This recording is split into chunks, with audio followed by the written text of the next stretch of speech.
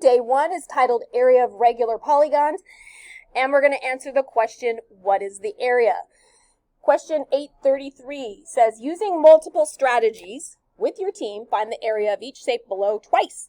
We're just going to do it once. Each time using a distinctly different method or strategy.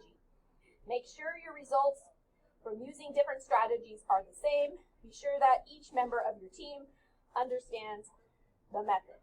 Okay, so for part A, we have a square. Okay, there are two ways to find the area of the square. The first one is to just multiply length times width. But they didn't give you the length or the width. They actually gave you part of the diagonal, which was 6. That means the whole thing is 12. We'll use that in just a second for the second method. But if this much is 6, then this much is 6, and it's a 45, 45, 90 triangle. So the sides are in the ratio of 1 to 1 to rad 2. And we know that the side is 6 rad 2, because we just take the 6 and multiply it by rad 2. If this one is 6 rad 2, this one is 6 rad 2, this one is 6 rad 2, and this one is 6 rad 2. They're all 6 rad 2. If we were finding the perimeter, we would add them all up. But we're finding the area, so we're just going to multiply them together. Okay? So if we multiply 6 rad 2 times 6 rad 2, the 6 times 6 is 36. The rad 2 times rad 2 is the square root of 4. And the square root of 4 is 2. And so 36 times 2 is 72. Whenever you're finding the area of something, you always want to write your answer in units squared. So since they didn't give us a specific unit like inches or centimeters, we're just going to call it units squared. Okay?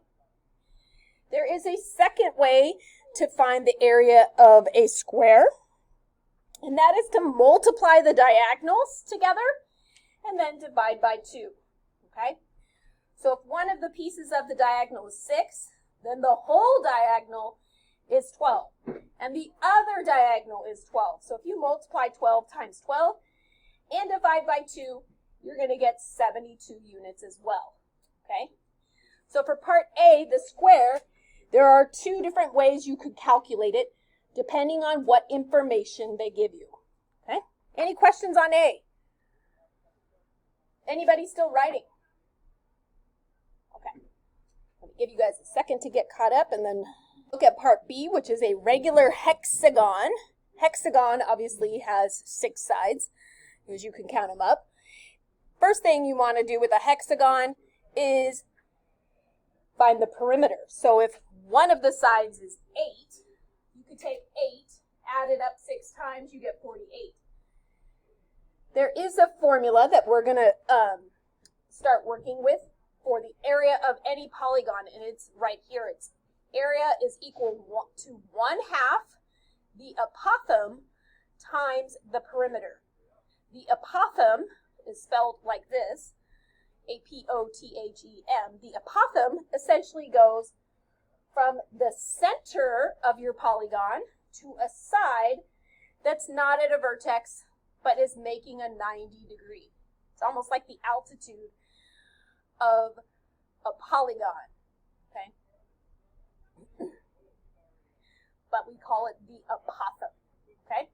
So what we're going to do is we're going to take this hexagon and we're going to divide it up into 6 congruent triangles. So from the center, I just connected to all the vertices.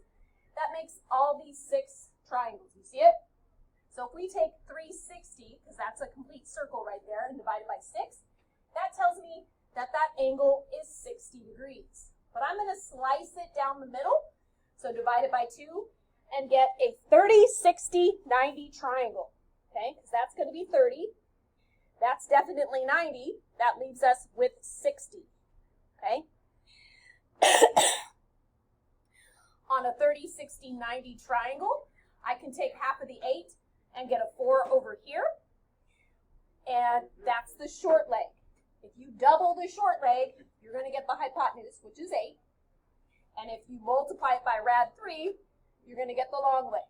So we've got the sides using a 30, 60, 90 ratio that we did last chapter. Okay? So take the short leg, double it, take the short leg, multiply it by rad 3. That gives you the length that is this apothem right here. So we plug in 4 rad 3 for the apothem. For the perimeter, we're going to plug in the 48 that we got up top. And then we're going to multiply everything but the radical to get 96. If you're asked for your answer in radical form, that would be the radical. But if you punch it in your calculator, you're going to get a big long decimal. Let me show you what it would be. 96 rad 3.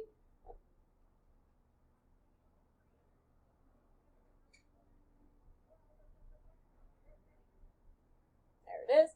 96 rad 3. Hit the equal sign. I rounded to 1 decimal place. So 166.2, but there's a 7 next to it.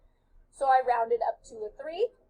When you find the area of any polygon, you're always going to give your answer in units.